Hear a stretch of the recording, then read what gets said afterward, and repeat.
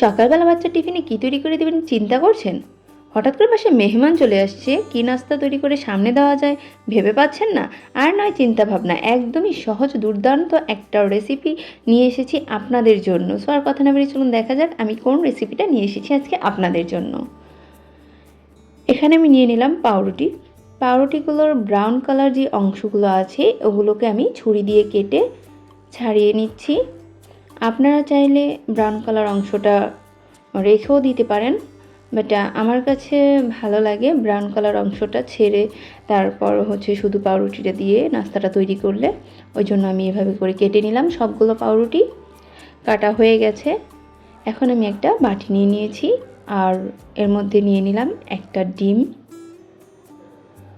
আমি এখানে একটা ডিম নিয়েছি, আপনারা আপনাদের পরিমাপ অনুযায়ী কমিয়ে বাড়িয়ে নেবেন। আর ডিমটা কিন্তু অবশ্যই নর্মাল টেম্পারেচারে থাকতে হবে। আর নাস্তাটা থেকে একটা সুন্দর ফ্লেভার আসার জন্য দিয়ে দিলাম হাফ চামচ ভ্যানিলা এসেন্স। আপনারা ভ্যানিলা এসেন্সের পরিবর্তে এলাচ গুঁড়াটাও অ্যাড করতে পারেন।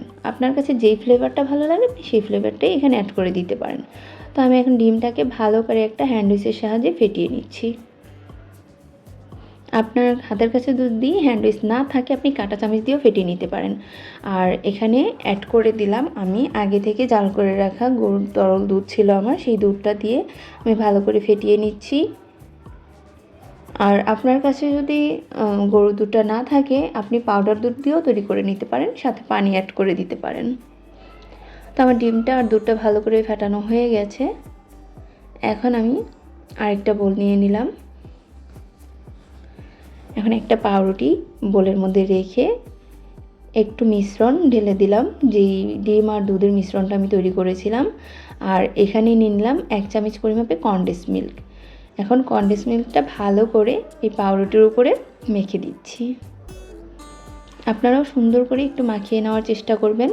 আর যারা কনডেন্স মিল্কটা খেতে পছন্দ না করেন তারা কিন্তু দুধের আর ডিমের যে মিশ্রণটা তৈরি করেছি ওইটার সাথে একটু চিনি অ্যাড করে দিতে পারেন বা মধু অ্যাড করে দিতে পারেন।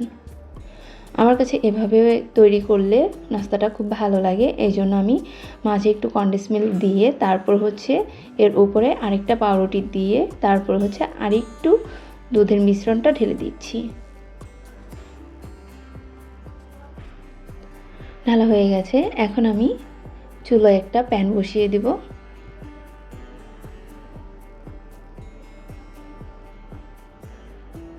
প্যানটা হালকা গরম হয়ে আসলে এর মধ্যে অ্যাড করে দেব আমি একটু বাটার।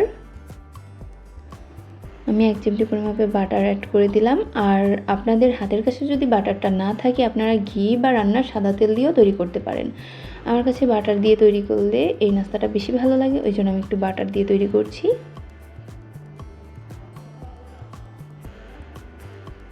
আমি একটা চিমটার সাহায্যে রুটিটাকে তুলে তারপর প্যানের মধ্যে দিয়ে দিলাম।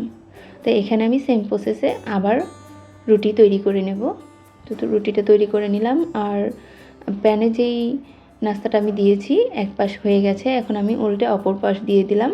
আমি চিমটার সাহায্যে করছি, আমার সহজ হচ্ছে খুব। আপনার হাতের কাছে যদি চিমটাটা না থাকে আপনি 2টা প্যাচেলার দিয়ে করে নিতে পারেন।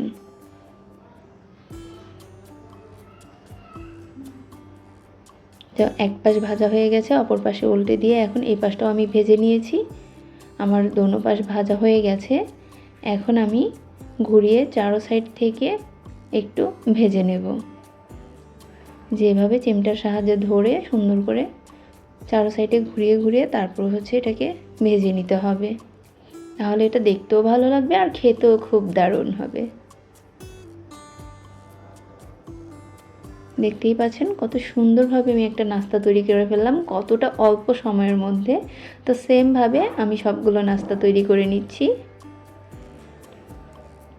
আপনারা কিন্তু অবশ্যই বাসায় এটা ট্রাই করবেন। আর ট্রাই করে কিন্তু আমাকে কমেন্ট বক্সে কমেন্ট করে জানাতে ভুলবেন না যে আমার ভিডিওটা আপনাদের কাছে কতটা সহজ মনে হয়েছে। আমি একটু কেটে দেখিয়ে দিচ্ছি, দেখতেই পাচ্ছেন এটা কতটা সফট আর কতটা ইয়ামি হয়েছে। তা আপনারা ভালো থাকবেন, আমার জন্য দোয়া করবেন।